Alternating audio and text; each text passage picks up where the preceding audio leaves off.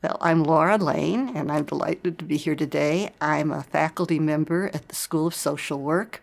I'm an anthropologist by training, and so I'm very interested in the lived experience that people have as they are dealing with social policies, and particularly people in poverty.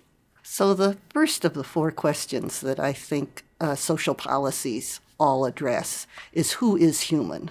Who counts at all? And we can see a whole range of policies where some people are excluded from the policy. They don't count. And in terms of that policy, you might say they're not human. A key example of that is looking at the way in which children became human in this country. So it's interesting to note that the very first case that was successfully prosecuted for child abuse couldn't happen under human-based laws, but was taken under the laws for the protection of animals. And it was only through that eventually children began to count as human, and we saw new laws that agreed that children were human, that they deserved protections because of their humanity, not because of their animalness. So once we've decided who's human, we still have other decisions to make. And the second question that policies have to answer is who deserves services or assistance or support? And we see that played out in all kinds of different ways as well.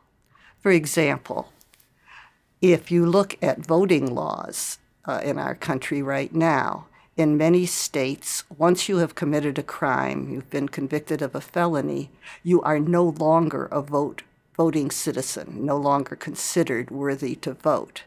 So you may be human, but you are not deserving of certain kinds of services or statuses.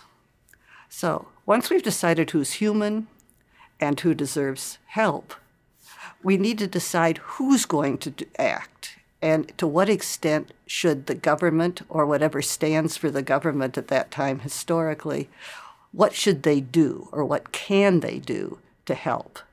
And again, we see that argued out all through history and certainly into the present time.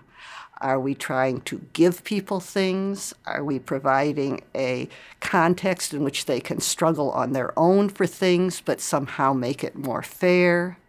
Are we leaving people on their own because struggle is what they should be doing? And then we need to look at not only who are the people and what is the role of government, but is there actually a time and a place where people can change who they are in certain ways? And we'll see that argued again from historical times up through today. Is it the job of policy to stop people from being impoverished, to stop people from being uneducated? Or in more positive terms, is it a role of government or policy to make people better off than they would otherwise be, or to give them a good education, or to provide them with certain elements of good housing, and so forth?